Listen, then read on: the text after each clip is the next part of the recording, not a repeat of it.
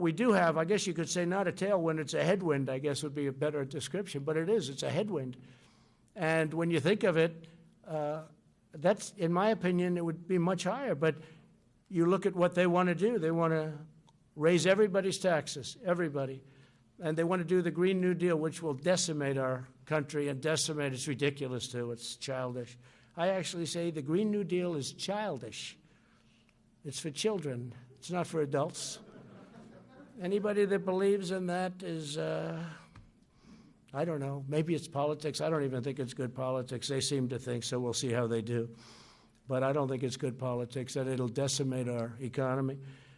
We've learned a great deal about this virus and how to treat it. Our strategy is to aggressively shield those at the greatest risk while allowing younger and healthier citizens to safely resume work and school. I notice that some of the Democrats that I would say are very strongly on the left are now coming out and saying we really have to open our schools for the good of the economy. I was shocked to see a couple of them. You know who they are.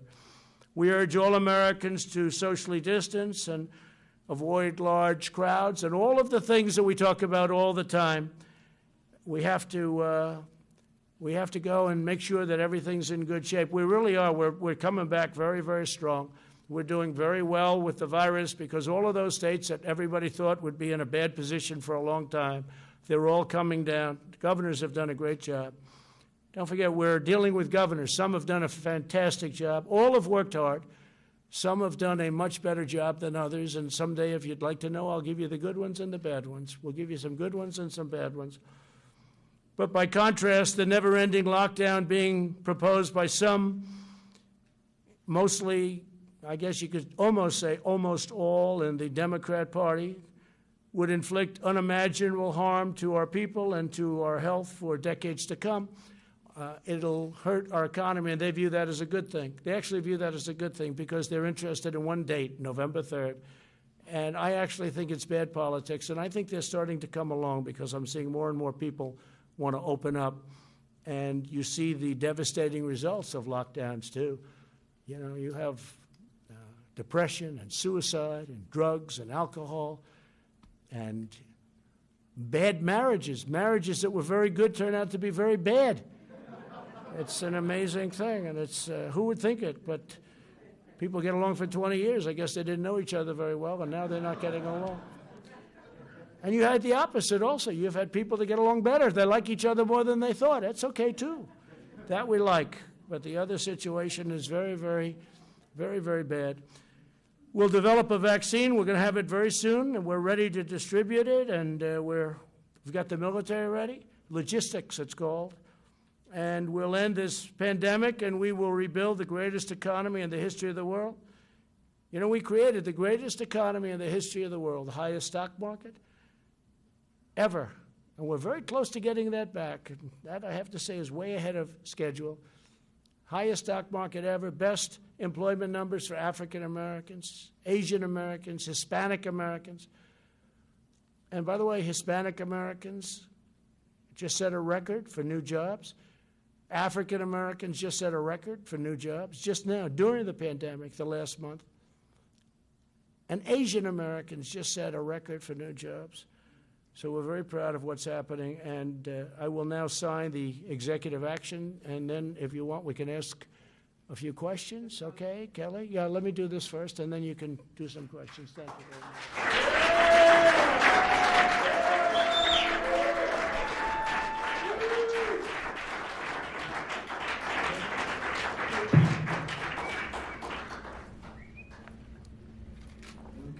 So this is for the authorization of other needs assistance program, major disasters declaration related to the coronavirus disease.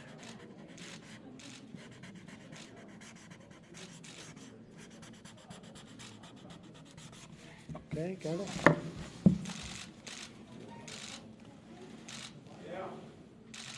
Okay.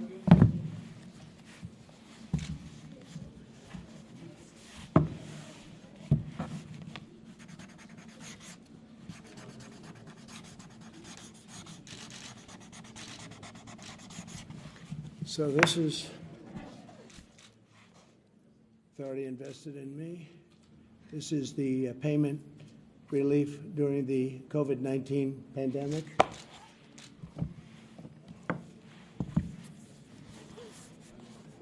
This is fighting the spread of the COVID-19 by providing assistance to renters and homeowners. We're doing assistance.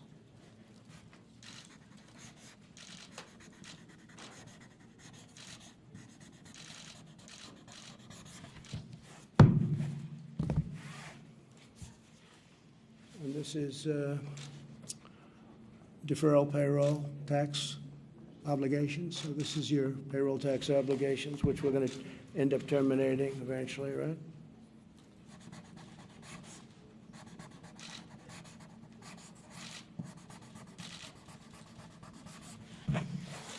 How many pictures can you take over there?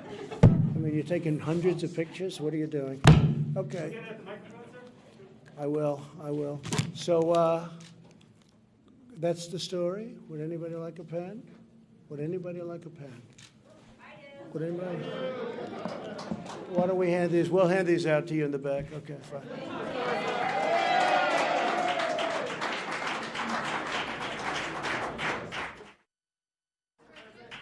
Yes, please. Yes, sir. Can we start with the $400, sir? So just wanted to get your reaction. So you're saying the states will have to cover some of the costs, sir. Which governors have told you that they would sign on to Well, this? if they don't, they don't. That's up to them. But if they don't, they don't. That's going to be their problem. I don't think their people will be too happy. They have the money, so I don't think their people will be too happy. But if they don't, they don't. But again, the states have the money. It's sitting there. All right, Kelly. Sir, why did you decide on $400 when previously families were receiving $600? Yeah. That will be a hardship for many. What do you say to them? Well, no, it's not a hardship. This is the money that they need. This is the money they want, and this gives them a great incentive to go back to work. So this was much more than was originally agreed. The 600 was a number that was there, and as you know, there was difficulty with the 600 number because it really was a disincentive. Yeah, go ahead, please. Mr. President. Sir, the payroll tax cut was opposed by both parties on Capitol Hill. Can you give your rationale as to why you think that's so important, particularly since it doesn't help Americans who currently don't have jobs? It helps people greatly. It helps our country get back. And anybody that would say anything different, I think, is very foolish. Everybody wanted it. By the way, the Democrats want it. The Republicans want it. They just couldn't get it. They just couldn't come to an agreement. But everybody wants it. And the very important thing is the people want it, and the people need it, actually. Yeah. Mr. President, you said that this will pretty much take care of the entire situation, but as you said, there's not money for reopening schools, other important items. Is your administration willing to go back to Democrats to try to actually negotiate? Well, the answer is yes, but we have money to do other things. We have a lot of money that was unspent, and we'll be able to do things with the money that was unspent. We have significant money that was unspent, and we will be able to use that for different purposes. Go ahead. Mr. President, when will this relief get in the hands of Americans that need it? What date? We think it's going to be very rapid. We want it to be very rapid. It's going to be distributed in a way that, whichever the fastest way, there are various methods, and it will be rapidly distributed. You're also expecting legal challenges with this, right? I didn't say that. No, I didn't say that. Yesterday, sir, you said that you were expecting legal. What I said is people can do whatever they want. I guess maybe they'll bring legal actions, maybe they won't, but they won't win.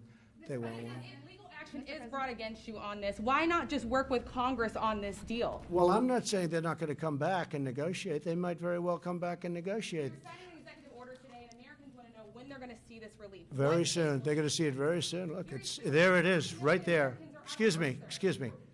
There it is, right there. Go ahead. Mr. President, though, this is expected to be tied up in the courts, so this relief is either going to be delayed or blocked I don't think indefinitely. so. I think this is going to go very rapidly through the courts. This will go very. If we get sued, maybe we won't get sued.